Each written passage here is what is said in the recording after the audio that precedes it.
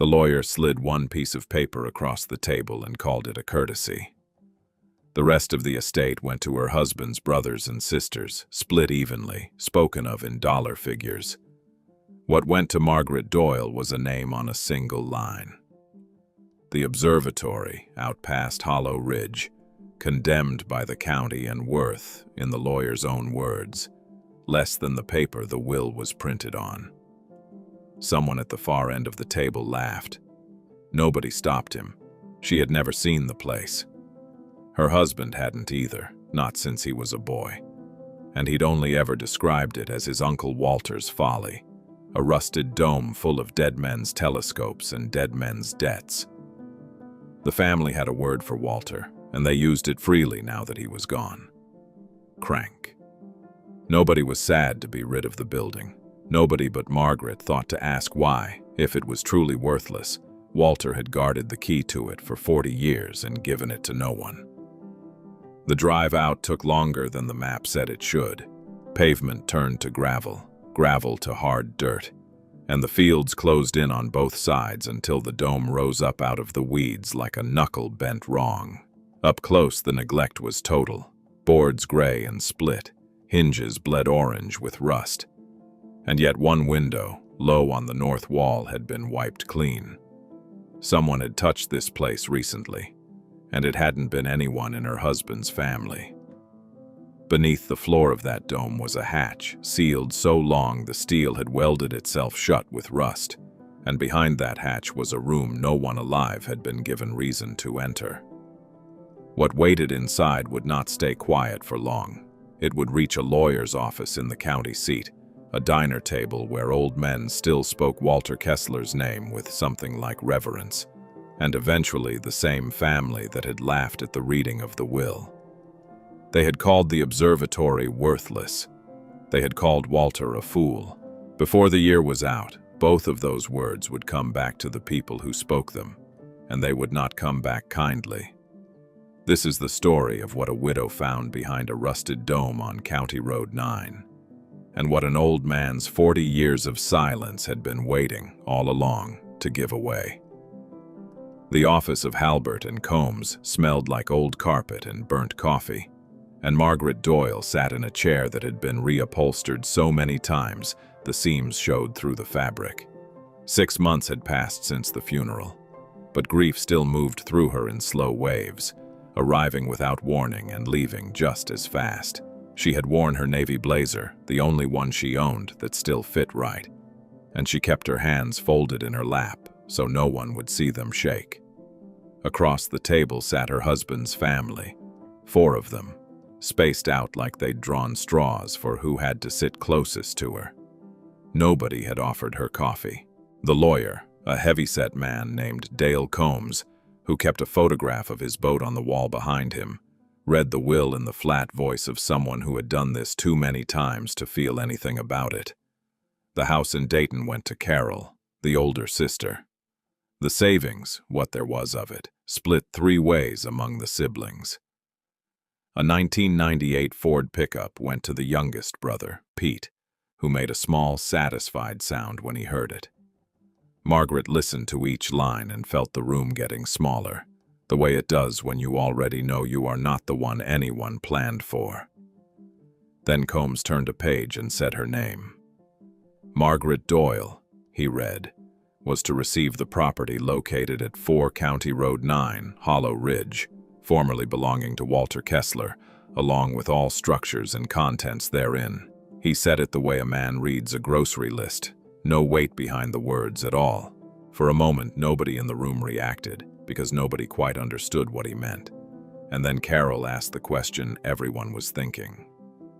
What property? Combs said it was the observatory, the old astronomy building out past the ridge that Walter used to tinker in. Carol laughed first, a short bark of a laugh she didn't bother to hide, and Pete followed a half-second behind her, shaking his head like the whole thing was a joke someone was playing on all of them. The third sibling, a quiet man named Russell who worked in insurance, didn't laugh, but he didn't defend her either. He just looked down at his folder and flipped through it, as if there might be a better explanation printed somewhere inside. Margaret sat still and let the laughter pass over her, the way she had learned to let a lot of things pass over her since she'd married into this family 9 years ago. "That building's condemned," Pete said, once he'd caught his breath. "County red tagged it back in 2009. Structural stuff. Roof's probably caved in by now." He said this like it settled something, like the fact of the building's ruin was proof that Walter had meant it as an insult. One last joke from a man nobody in the family had bothered to visit in the better part of a decade. Carol added that Walter had always been odd, always shut up out there with his telescopes and his machines. A man who talked more to strangers passing through town than he ever did to his own blood. She said the word crank, and nobody in the room disagreed with her. Margaret had never met Walter Kessler. Her husband, Tom, had mentioned him only a handful of times in their marriage, always with the same slightly embarrassed tone people use for a relative they'd rather not explain. Tom had said his uncle built things nobody understood and fixed things nobody asked him to fix, and that as a boy he'd been taken out to the observatory exactly once, for reasons Tom himself never fully described. Tom had died 8 months ago, on a Tuesday afternoon in March, and none of what he hadn't told her could be asked now. She had come to this reading of The Will a Widow twice over in some sense, mourning a husband and inheriting a stranger's leftover life in the same breath. Combs slid a single sheet of paper across the table toward her, the deed transfer, and said that was the extent of it. No cash accompanied the property, he said, aside from a checking account attached to the estate that held exactly $211, most of which would go toward the back taxes owed on the parcel. Pete made another sound, somewhere between a laugh and a scoff, and said she'd gotten the family charity case. Nobody corrected him. Carol gathered her purse and said she hoped Margaret enjoyed her new dome, in a tone that made clear she expected the opposite. Margaret drove home that evening with the deed folder on the passenger seat, unopened past the first page. She had a mortgage of her own to worry about, a part-time bookkeeping job that barely covered it, and now apparently a condemned building 40 minutes outside of town that came with a tax bill and a family's contempt attached. She thought about pulling over and reading the rest of the folder right there on the shoulder of Route 40, headlights cutting through the dark, but she didn't. She waited until she was home, sitting at her kitchen table with a mug of tea going cold beside her before she opened it properly. Inside the folder, past the deed and the tax notice, was a single handwritten note, unsigned, tucked into a plain envelope that had been sealed shut. It was not from Combs. The handwriting was old-fashioned, careful, the kind taught in schools that didn't exist anymore, and it said only one thing. "It's not what they think it is." Margaret read the line 4 times before she set it down. She had no way of knowing, not yet, whether it was a promise or a bitter old man's last piece of mischief aimed at a family that had never once come to see him. She didn't tell Carol or Pete about the note. She didn't tell anyone. She sat with it for 3 days, turning it over on the kitchen table each evening, like it might explain itself if she looked at it long enough. And on the 4th day she called in sick to work and got in her car. She told herself she was only going to look. She told herself she wasn't expecting to find anything but rot and broken glass and 40 years of raccoon nests, because that was what everyone had told her to expect, and there was no reason yet to believe otherwise. She packed a flashlight, a thermos of coffee, and the note, and she pointed the car toward Hollow Ridge without telling a single member of her husband's family where she was going. What she did not know yet, sitting behind the wheel with the folder on the seat beside her and the $211 already spent on gas and tax paperwork, was that the building the family had mocked her for inheriting had not sat empty in the way they assumed. Someone had been out to that dome more recently than anyone in that conference room understood. And when Margaret finally got the hatch beneath it open, the laughter around that table would be the last easy laugh any of them got for a long while. Before Margaret ever turned her car toward Hollow Ridge, she stopped first at the county records office on 4th Street, a low brick building with a flag out front that had faded from red to a dull pink. She wanted to know who Walter Kessler had been before she went looking at what he'd left behind. The clerk behind the counter, a woman named Donna who had worked there since before Margaret was born, pulled the property file without needing to look up the parcel number. "Everybody remembers the observatory," Donna said, not unkindly, sliding the folder across the counter. Man built half of it with his own 2 hands. The file was thin but old, its pages yellowed at the edges, the earliest dated 1961. Walter Kessler had bought the 4 acres on County Road 9 the year he turned 26, back when he worked the line at a machine shop in town and spent his weekends, according to a newspaper clipping stapled inside the folder, grinding his own telescope mirrors by hand. The article called him a promising amateur astronomer, quoted him talking about a comet he'd tracked for 11 straight nights, and ran a photograph of a much younger Walter standing beside a dome he'd framed out of scrap lumber and sheet aluminum. He did not look like a crank in that photograph. He looked like a man who had found the one thing that made sense to him. Margaret sat in her car in the records office parking lot and read the rest of the clipping twice. It mentioned that Walter had once applied to a university observatory program downstate and been turned down for lack of formal schooling, and that he'd gone back to the machine shop the following Monday without complaint. There was no bitterness in the quotes attributed to him, only a kind of plain acceptance that Margaret recognized, because Tom had carried a version of that same quiet acceptance his whole life. Whatever had happened between Walter and the rest of the family, it hadn't started with Walter being difficult. Something else had driven the wedge, and the newspaper clipping wasn't going to tell her what.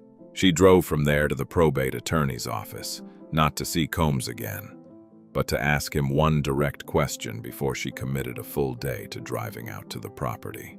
She wanted to know why the family had cut Walter off, and Combs, who had handled the Kessler estate paperwork for going on 15 years, was more forthcoming outside the conference room than he'd been inside it. He said the falling out went back to the 1980s, something to do with a loan Walter had refused to co-sign for one of Tom's uncles, a business venture that failed within a year regardless. After that, Combs said, the family simply stopped inviting him to things, and Walter, for his part, stopped asking to be invited. Combs added, almost as an afterthought while he walked her to the door, that Walter had never seemed bothered by the estrangement in any conversation they'd had over the years handling small pieces of his affairs. If anything, Combs said, the old man seemed to have plenty going on out at that property to keep himself occupied. Though he was cagey about specifics whenever Combs asked, he paid his property taxes in cash, in person, every single year without fail, right up until the year he died. Margaret asked where a retired machinist got cash to spare, and Combs said he'd wondered that himself more than once. But Walter was not a man who explained things he didn't want explained. That evening, Margaret called Tom's mother, Ellen, who was the only member of the family who had ever spoken about Walter with something other than contempt, though even her comments had always come wrapped in a kind of nervous caution. Ellen picked up on the third ring and sounded surprised to hear from her daughter-in-law at all, since the calls between them had grown sparser since Tom's funeral. When Margaret brought up Walter's name, there was a long pause on the line before Ellen answered. She said only that Walter had been kind to her once, a long time ago, when kindness from that side of the family had been in short supply, and that she'd always regretted not visiting him before he passed. Margaret asked Ellen directly what had happened between Walter and Tom's father, and Ellen's voice tightened in a way that told Margaret she had reached the edge of what the older woman was willing to say over the phone. Ellen said only that some men in that family had never forgiven Walter for refusing to hand over money he'd worked hard for, and that they'd spent 30 years turning that refusal into a story about Walter being selfish, when the truth, in Ellen's opinion, had been closer to the opposite. She said Walter gave plenty away in his life. He just never gave it to the people who assumed it was owed to them. Then she said she had to go start dinner, and the call ended before Margaret could ask what she meant. The $211 in the estate account weighed on Margaret more than it should have, given how small a sum it was. It felt less like an inheritance and more like a period at the end of a sentence nobody had bothered finishing.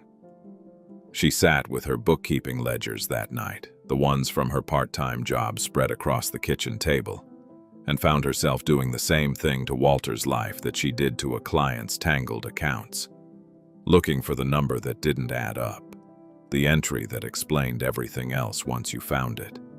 A man who paid his taxes in cash every year for 4 decades on a condemned building was either a fool clinging to a worthless hobby, or he was hiding something in plain sight, and Margaret had never known a fool to be quite that disciplined about it. She thought about the unsigned note again, the careful old handwriting, the 6 words that gave nothing away and promised everything. It's not what they think it is. She thought about the photograph of young Walter standing proud beside a dome built from scrap, rejected by the one institution that might have made his obsession respectable, and going back to the machine shop anyway without a word of complaint. Whatever Walter Kessler had spent the last 40 years building or hiding out past the ridge, he had done it entirely alone, unbothered by his family's laughter, unbothered by their absence, and entirely on his own terms. Margaret closed the ledger, turned off the kitchen light, and decided that in the morning, family or no family, she was finally going to go see it for herself. Margaret left the house at 7 in the morning with a thermos of coffee wedged in the cup holder and the deed folder resting on the passenger seat where it had sat, mostly unopened for the better part of a week. She had told her boss at the bookkeeping office she needed a personal day, which was not exactly a lie, though it wasn't the whole truth either. The drive to Hollow Ridge was supposed to take 40 minutes according to her phone, and for the first 20 of those minutes it looked like an ordinary Tuesday 4-lane highway and gas stations and a billboard for a car dealership 2 exits down. She kept the radio off. She wanted to hear her own thoughts on this one. The highway narrowed to 2 lanes just past the county line, farmland opening up on either side in long, flat stretches broken only by the occasional silo or grain elevator standing against the sky. Route 40 gave way to County Road 12, and the pavement there was patched so many times it looked stitched together, a quilt of old asphalt and new. Margaret passed a church with a hand-painted sign out front, a shuttered diner with plywood over its windows, and a volunteer fire station with 1 truck parked outside it, doors open, nobody in sight. The towns here didn't announce themselves so much as happened to you. A cluster of houses and then farmland again before you'd had time to register you'd pass through anywhere at all. At the turn onto County Road 9, the pavement ended without ceremony, just a sign warning of loose gravel and a texture change under her tires that she felt before she saw. The gravel road wound between fence lines strung with barbed wire gone the color of rust, fields on either side gone fallow and thick with goldenrod.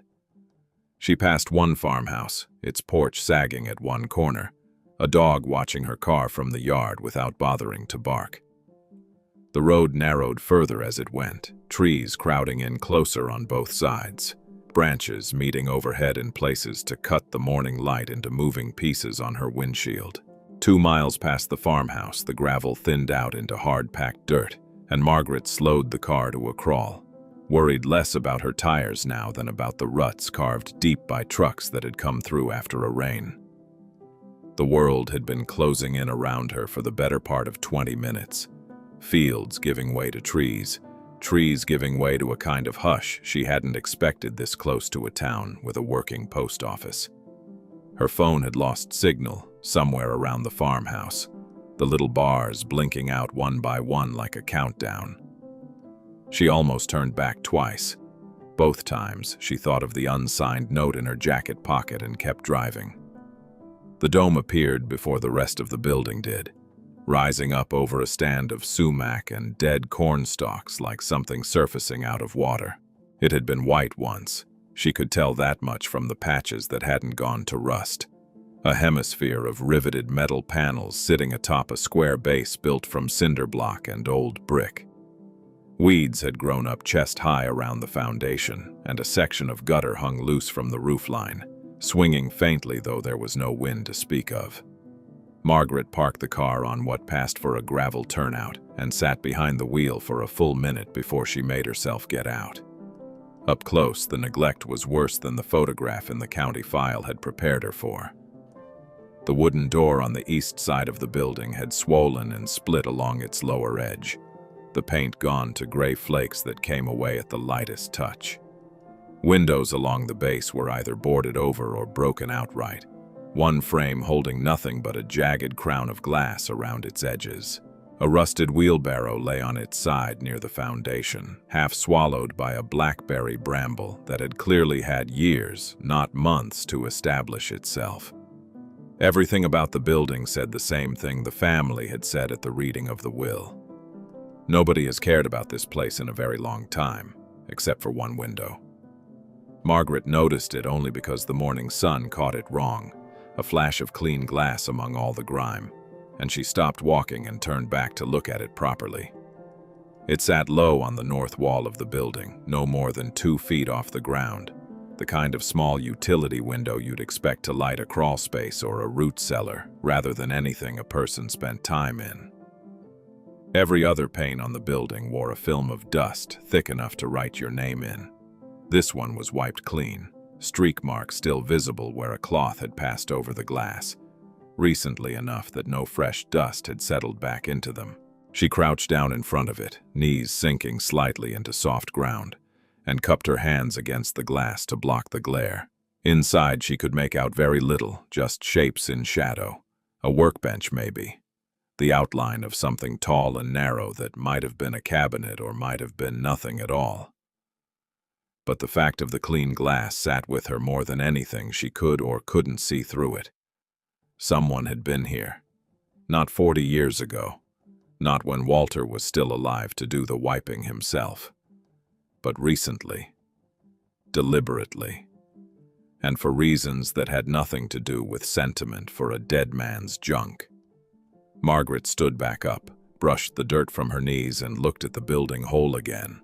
The sagging door, the broken glass, the dome gone dull with rust, and that one impossible clean window staring back at her like a held breath. Whoever her husband's family imagined had left this place to rot untouched for years. They were wrong, and the wrongness of it sat in her chest like the first note of a song she hadn't heard the rest of yet. She walked back to her car, popped the trunk, and pulled out the flashlight and the tire iron she'd packed that morning, without fully admitting to herself why. Then she turned back toward the swollen east door, put her shoulder against it, and pushed. The east door gave way on the third push, not because Margaret had grown stronger in the space of a minute, but because the bottom hinge finally sheared clean off its screws and let the whole thing sag inward at an angle. She caught it before it fell and eased it the rest of the way open, and the smell that rolled out to meet her was dust and cold stone, and something faintly metallic underneath. Machine oil gone stale with age. Sunlight from the doorway cut a wedge across a concrete floor, littered with leaves that had blown in over the years through gaps in the siding. She stood on the threshold a moment, flashlight in hand, though she hadn't needed it yet, and let her eyes adjust. The ground floor of the observatory was smaller than the dome above it suggested. One open room with a steep iron staircase bolted to the far wall, leading up toward the machinery that turned the dome itself. Old shelving lined one side, empty except for a scattering of mason jars gone cloudy with dust, and a workbench ran the length of the opposite wall, its surface scarred with decades of cuts and burns. Margaret walked the perimeter slowly, flashlight beam sweeping low, and found nothing yet that explained a clean window or an unsigned note. Then her boot caught on something under a scrap of old carpet remnant, a seam in the concrete that shouldn't have been there, and she knelt down to look closer. Under the carpet, set flush into the floor, was a steel hatch roughly 3 feet square, its edges rimmed with a rubber gasket gone hard and cracked with age. A recessed handle sat at its center, and beside that handle, a padlock the size of her fist had rusted itself into a solid orange lump, fused so thoroughly to its hasp that she couldn't tell where the lock ended and the metal began. Margaret sat back on her heels and stared at it for a long moment. Whoever had wiped that window clean had not, apparently, gotten this far. Or if they had, they'd found some way in that didn't involve breaking a lock that looked like it hadn't moved since the Ford administration. She went back out to her car for the tire iron and a can of penetrating oil she kept in the trunk for exactly this kind of stubbornness, a habit left over from years of watching Tom fight with the hinges on their own basement door. Back inside, she knelt over the hatch and soaked the padlock's shackle, working the oil in with the edge of a rag, then sat back and waited the way the label told her to. 10 minutes. Though it felt considerably longer in the cold quiet of that room. She used the time to examine the workbench again, running her fingers along a groove worn into the wood at hip height, exactly where a man might lean while working for hours at a time. Someone had stood at that bench for years, maybe decades. When she came back to the lock, it still didn't want to move, and the tire iron wasn't built for delicate persuasion. She found a proper pry bar leaning in the corner behind the shelving, a 3-foot length of forged steel with a curved claw on one end, left there so long it had gone furred with dust, but the metal underneath was still solid. She worked the flattened end under the hasp, braced one boot against the floor, and leaned her whole weight into it. The rusted metal groaned, resisted, groaned again, and on the 4th attempt, something gave with a sharp crack that made her flinch back. Certain for a second she'd broken the bar rather than the lock. She hadn't. The hasp had sheared clean through where rust had eaten it thinnest, and the padlock dropped away from the hatch and rolled a few inches across the concrete before it settled. Margaret sat back, breathing harder than the effort should have warranted, sweat gathering at her hairline despite the chill of the room, and looked at the handle now free to turn. She wrapped both hands around it, planted her feet, and pulled. Nothing happened at first, the hatch fighting decades of swelling and settling, and she thought for a moment she'd need to go back out for the truck jack in her trunk before she felt it shift. Just barely, under her grip. She adjusted her stance, dug her heels in against the floor, and pulled again. And this time, the hatch came free of its frame with a low groan of metal on metal, hinges she hadn't been able to see fighting their own rust as the door swung upward. It stopped partway, resistance building again, and Margaret braced the pry bar under the lip to hold what ground she'd gained, then leaned into it a second time. The hatch gave all at once, swinging the rest of the way open and settling back against its stops with a soft click that seemed absurdly small for the amount of effort it had taken to earn it. Cool air rose up out of the dark below, carrying with it the smell of old paper and something like machine grease. And Margaret sat very still at the edge of the opening, flashlight trembling slightly in her hand. A wooden ladder descended into the space below, sturdy enough by the look of it, its rungs worn smooth in the centers by years of use that had nothing to do with neglect. Margaret shone the flashlight down and caught the edge of a workbench far larger than the one upstairs, and beyond it, shapes she couldn't yet identify. Metal cabinets, shelving units, something long and covered in a canvas tarp that ran the length of one wall. This was not the crawl space or root cellar she had half expected. This was a room someone had built with intention, maintained with care, and used regularly enough that the ladder rungs had worn down under the weight of returning feet. She sat at the edge of that opening for a long moment before she trusted her legs to climb down into it, thinking of the note in her jacket pocket. 6 words in careful old handwriting that had told her almost nothing, and now, suddenly, felt like they'd told her everything. It's not what they think it is. Margaret swung her legs over the edge, found the first rung with her boot, and began to climb down into whatever Walter Kessler had spent 40 years building, beneath a building nobody else had bothered to enter.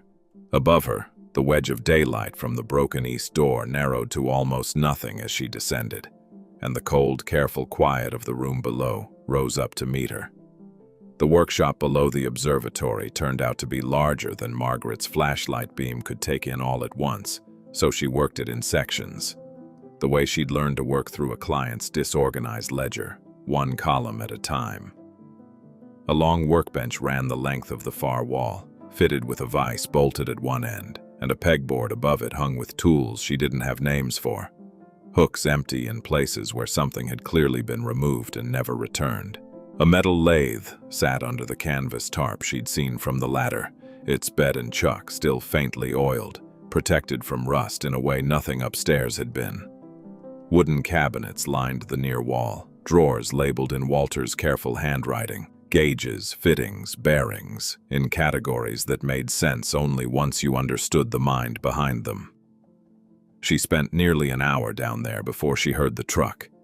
It came up the dirt road slow, engine idling rough, and stopped somewhere near her own car, outside.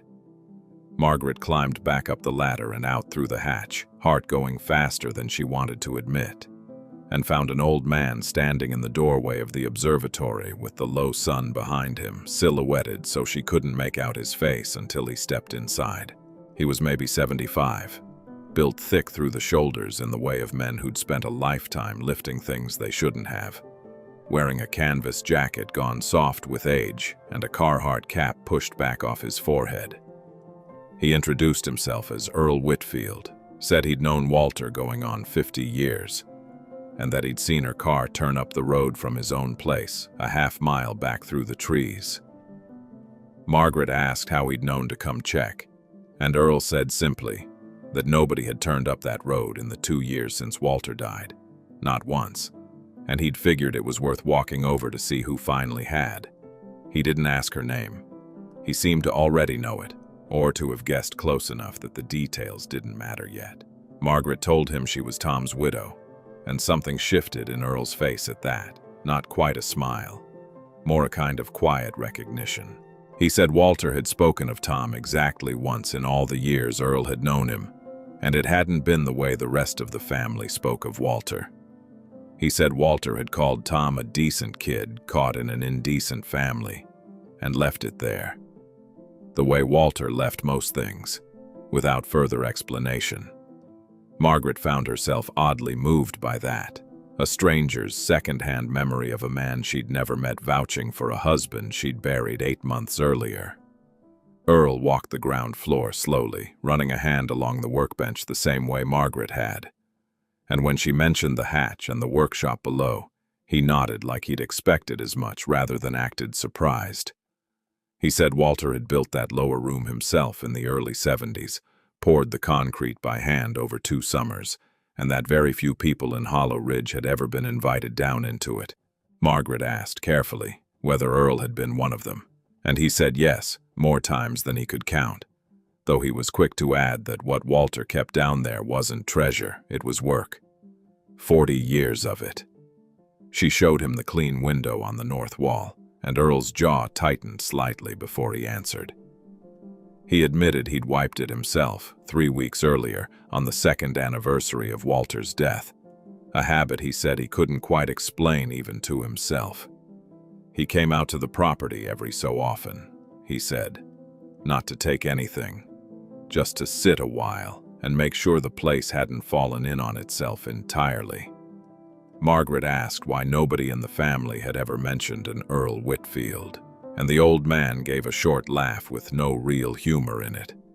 Because nobody in the family ever asked, he said, same as they never asked much of anything about Walter while he was alive. They spent the better part of that afternoon in the workshop below, Earl naming tools Margaret hadn't recognized, explaining what the lathe had been used for, what the drawers of bearings and fittings had once gone into. He moved through the space the way a man moves through a house he used to live in, touching things lightly, correcting himself twice on where something belonged before catching the memory right. When Margaret asked what exactly Walter had built down here for 4 decades, Earl only said that was a longer conversation than daylight allowed, and that some of it she'd have to see for herself before she'd believe it. Before he left, Earl went out to his truck and came back with a small metal toolbox, battered at the corners, and set it on the workbench without ceremony. Inside were a socket set, a few files, and a coil of copper wire. Tools he said Walter would have wanted her to have use of if she meant to keep coming out here. Margaret tried to pay him for gas, for his time, for something, and Earl waved the offer off before she'd finished the sentence. The same way, she imagined, Walter himself might have waved off an unwanted debt. He didn't say yes to staying for dinner when she offered, and he didn't say no either. He just said he'd see her out here again soon enough, and left it at that. As he walked back toward the tree line, Earl paused and reached into his jacket pocket, pulling out a small brass key on a length of twine, worn smooth from handling. He pressed it into Margaret's palm without much explanation, said only that Walter had given it to him for safekeeping a long while back, and that he'd always figured it would find its rightful owner eventually. He didn't know what it opened. He said Walter had never told him, only asked him to hold on to it until the day came that someone showed up who deserved an answer. Margaret closed her fingers around the key, watched Earl disappear into the trees toward his own place, and turned back to look at the observatory, standing quiet against the fading light, aware for the first time that the $211 her husband's family had mocked her with was not, in any way that mattered, the whole of what she'd inherited. Margaret came back to the observatory 3 days later, this time with a change of clothes she didn't mind ruining, a cooler of sandwiches, and the brass key Earl had given her sitting in the cup holder of her car the whole drive out. She had spent those 3 days at home turning the key over in her fingers more than she cared to admit, holding it up to lamplight like it might reveal what it opened if she looked at it from the right angle. It never did. The only way to find out was to go back down that ladder and start looking for a lock small enough to match it. The lower workshop looked different in the beam of the work light she'd bought at the hardware store in town, less like a cave and more like a room a person had actually lived inside for hours at a stretch.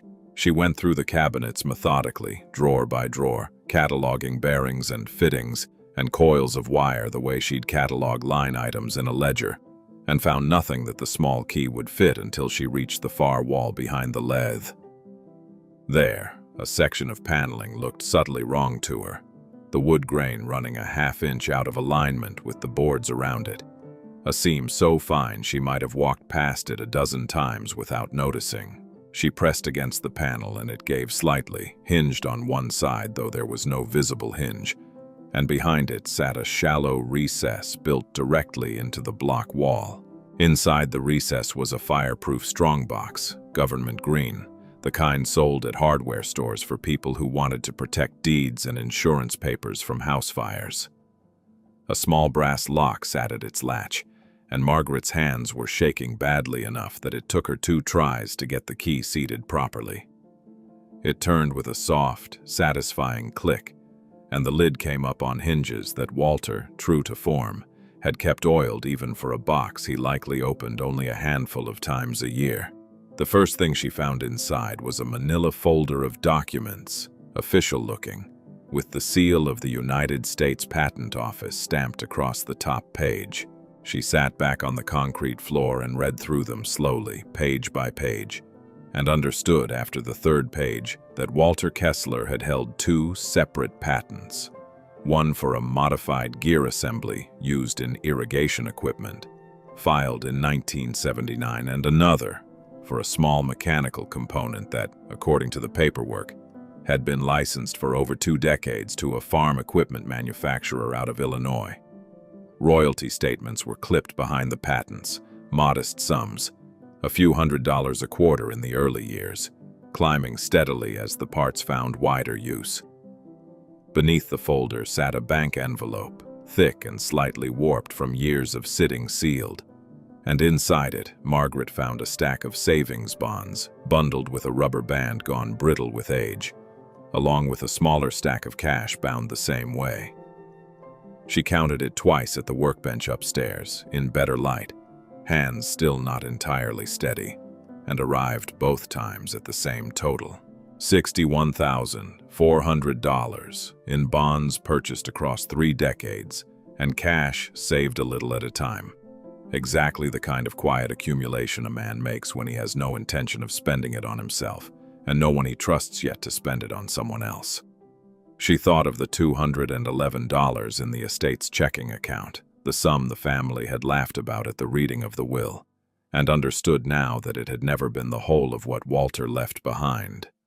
Only the part visible to people who'd never bothered to look further than the surface of anything he did. The irrigation patent alone, she would learn later from a call to the licensing company, was still generating a small residual payment every quarter, modest but real.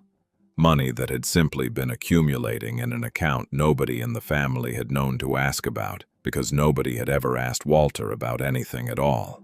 Beneath the bonds, at the very bottom of the strongbox, sat a second folder, thinner than the first, tied shut with a length of the same twine the brass key had hung from. Margaret untied it carefully and found not more documents but a stack of handwritten letters, a dozen or more, each one folded into thirds and addressed simply to whoever finds this, in the same careful, old-fashioned hand from the note that had first brought her out here. Most were short, notes to himself it seemed, records of small kindnesses done and debts quietly forgiven around Hollow Ridge over the years. One near the bottom of the stack was different, far longer than the rest, sealed in its own envelope, and written across the front of it in slightly larger letters than the others was a single word: Margaret.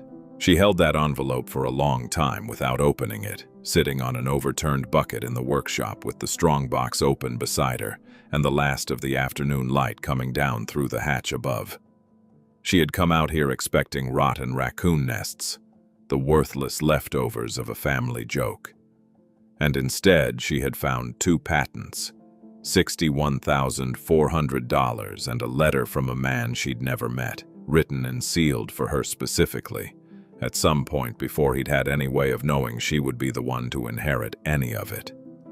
Whatever Walter Kessler had understood about his family, he had understood it long before Margaret ever married into it, and he had been quietly preparing for this exact moment for longer than she wanted to guess.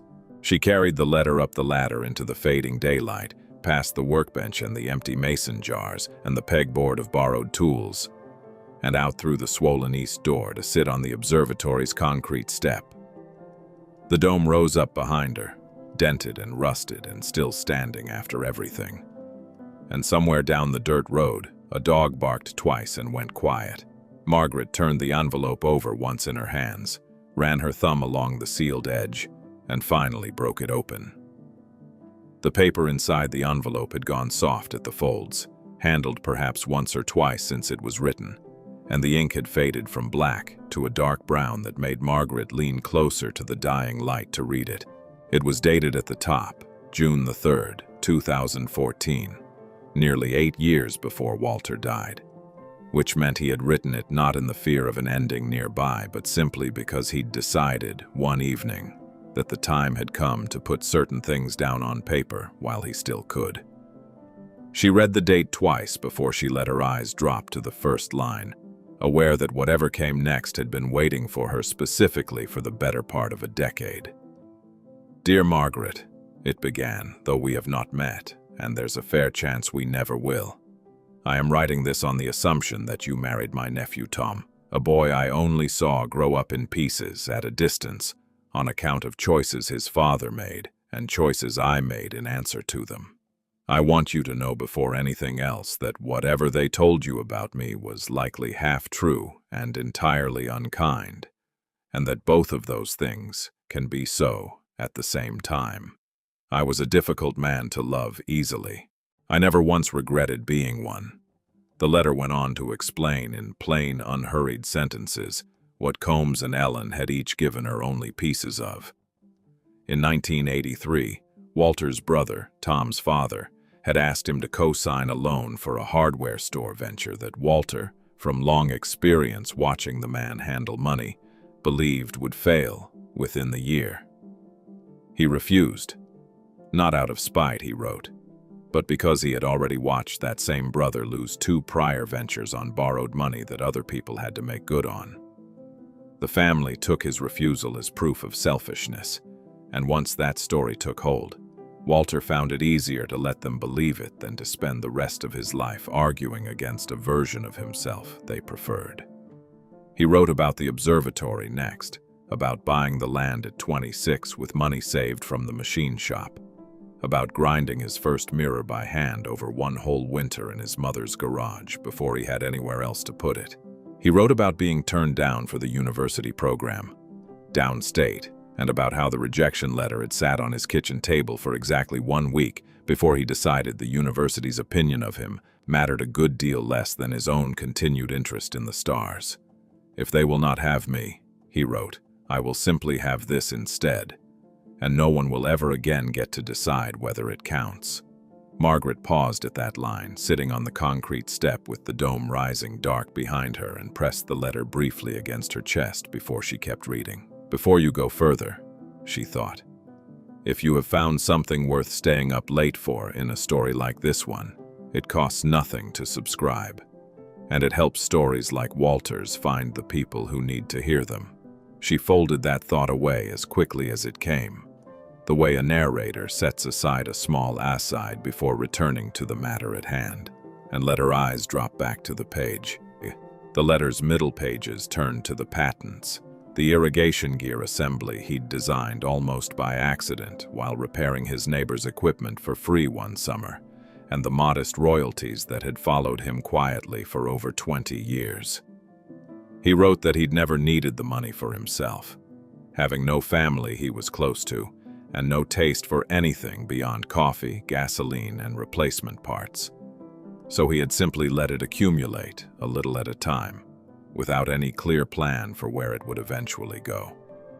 Somewhere in his 60s, he wrote, he had started to hope, without much evidence to support the hope, that someone would eventually come along who deserved it more than the family that had spent 30 years calling him a fool for refusing to hand money over on demand. He wrote next about the town, in shorter sentences than the rest, as though this part cost him more to put down. He mentioned Earl by name, and a woman named Ruth who had run the diner in town for 30 years, and a boy, unnamed, whose truck payment he had covered anonymously one winter through an arrangement with the bank that the boy never traced back to him.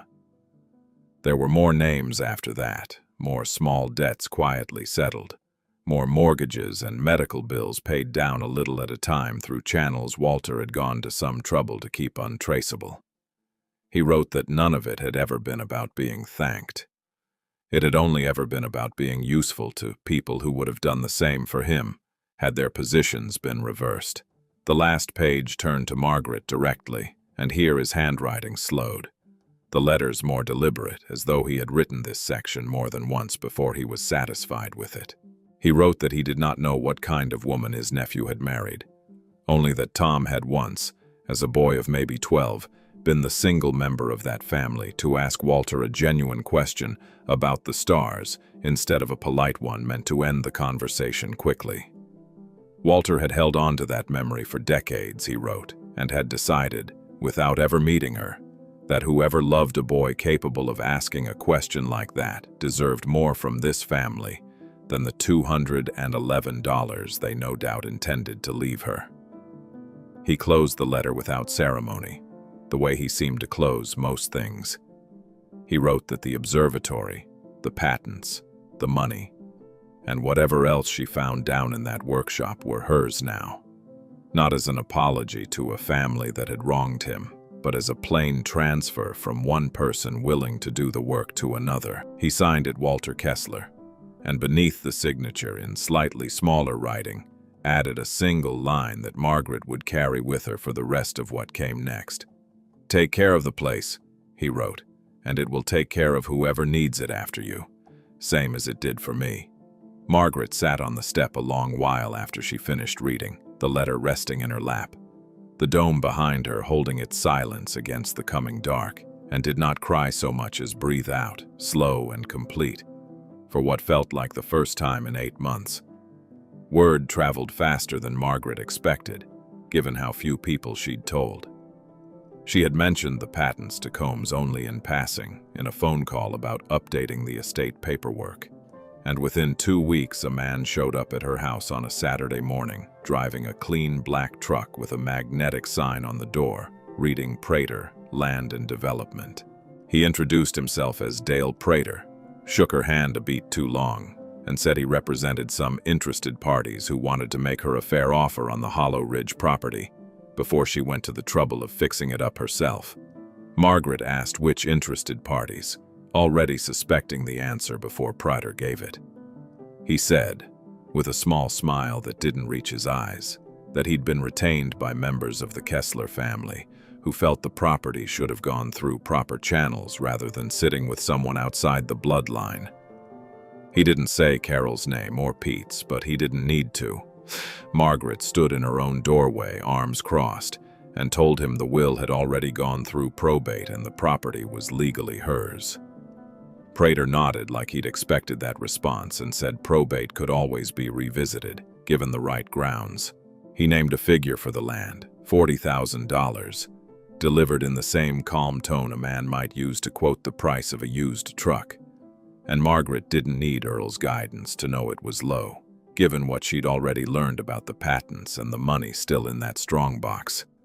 She told him she wasn't interested in selling, and Prater's expression didn't change at all, which unsettled her more than if he'd argued. He said that was certainly her right, then added, almost as an afterthought on his way back to his truck, that contested wills could drag on for years and cost more in legal fees than the property was worth to fight over. He said it lightly, like a piece of friendly advice, and drove off before she could answer. Combs, when she called him that afternoon, confirmed that Carol and Pete had indeed filed a motion to challenge the will, citing what their attorney called irregularities in Walter's mental competency at the time it was drafted. Margaret asked how strong the claim was, and Combs was careful in his answer, the way lawyers are careful when the truth is inconvenient but not fatal. He said mental competency challenges were difficult to win against a will as clearly and consistently documented as Walter's, updated only once in the last decade and witnessed properly both times. But that difficult to win didn't mean cheap to fight. Margaret sat with that for a long moment before asking what it would cost her just to keep what was already hers. She drove out to see Earl that same week, found him in his own workshop repairing a lawnmower engine, and told him about Prater's visit and the challenge to the will. Earl wiped his hands on a rag and listened without interrupting, and when she finished, he said only that he wasn't surprised, that money tended to bring out relatives nobody had seen at Christmas in years. He offered to speak on her behalf if it came to a hearing, said he'd known Walter longer than anyone still living in Hollow Ridge, and had plenty to say about the state of the old man's mind, right up until the week he died. Margaret thanked him, and meant it, though she still lay awake that night running numbers in her head that had nothing to do with bookkeeping. The second helper arrived without warning 10 days later, a young man not much older than 20 standing at the edge of the observatory's gravel turnout with a duffel bag over one shoulder, and a look on his face that Margaret recognized because she'd worn something close to it herself a few weeks earlier. His name was Cody Marsh, and he explained, haltingly, that he'd been sleeping in his car 2 towns over since losing his job at a feed store, and that someone at a gas station had mentioned an old lady out on County Road 9 fixing up a place that might need help in exchange for a bed and a meal. Margaret didn't correct the old lady part. She looked at him a long moment, thought of the note that had brought her out here herself, and told him there was a cot in the workshop and a coffee pot that worked fine. Cody stayed on through that week and the next, sweeping out the ground floor, helping her clear the blackberry bramble from around the foundation, learning from Earl, who came by more regularly now, how to true up a lathe and read a micrometer.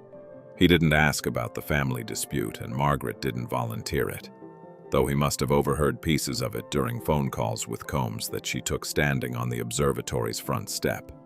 She paid him what she could, which wasn't much, and fed him the rest. And something in the arrangement felt less like charity than like a debt quietly circling back around to be paid forward. The same shape as the boy's truck payment Walter had once covered without ever being asked. Prater came back once more, this time with paperwork instead of a handshake.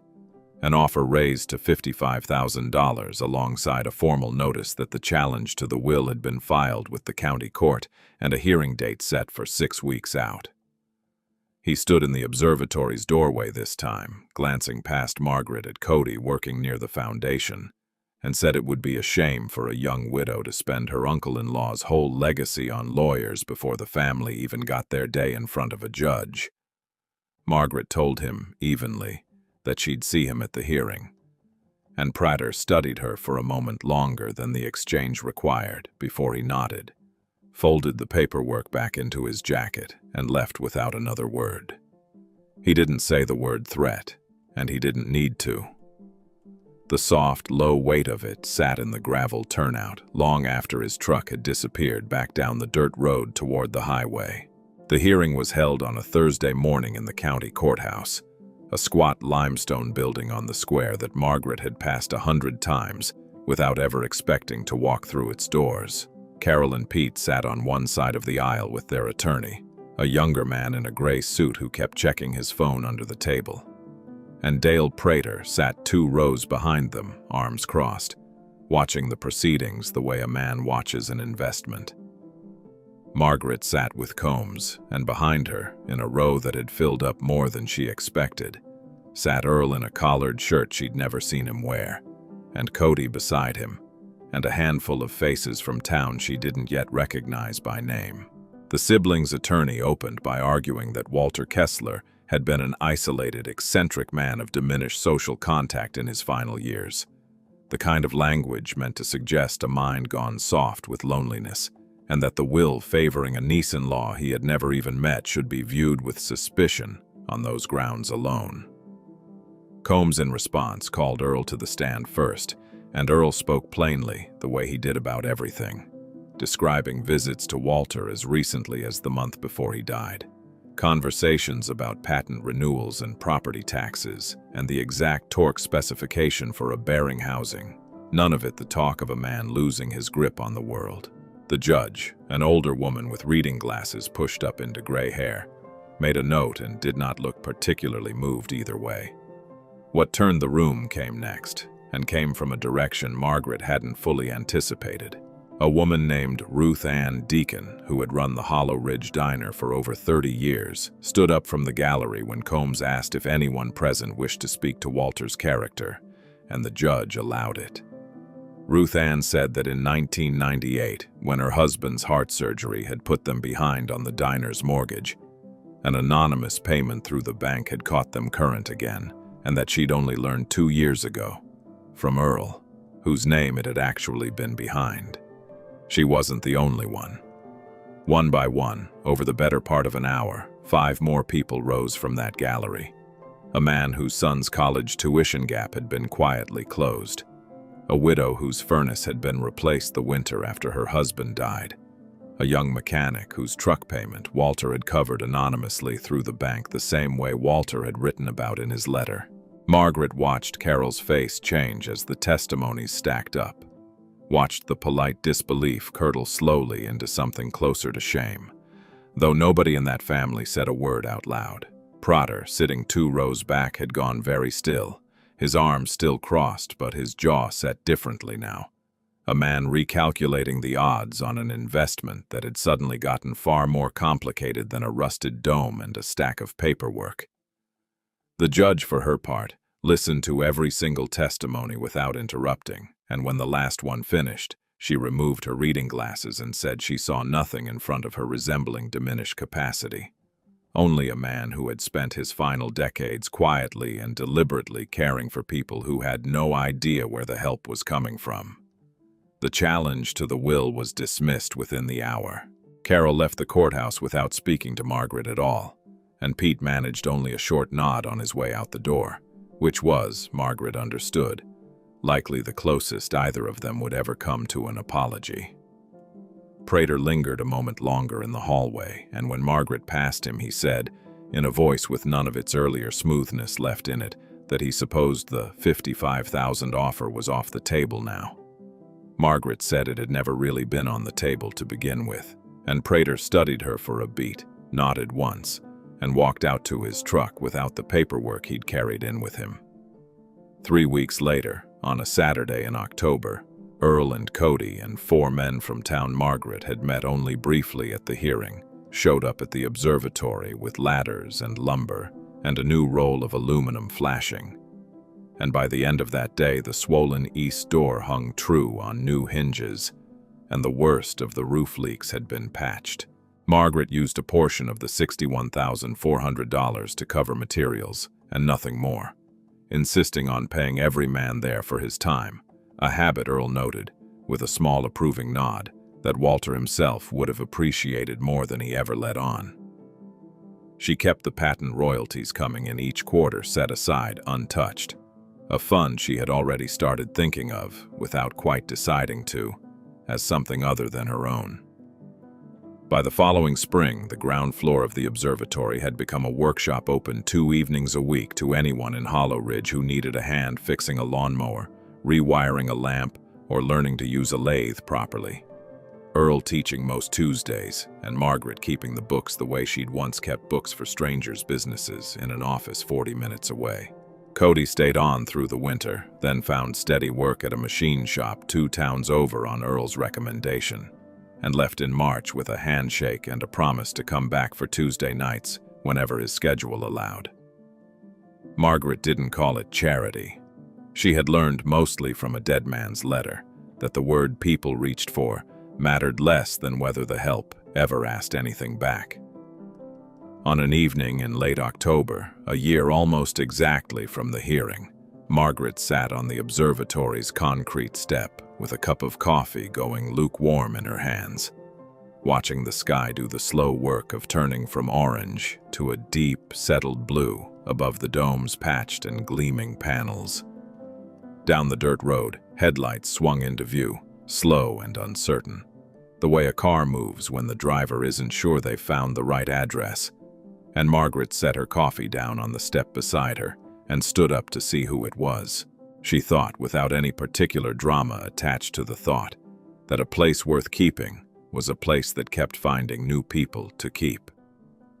Behind her, the dome held its old and patient silence against the darkening sky, exactly as it had for the better part of 60 years, waiting, the way Walter always seemed to have known it would, for whoever came next.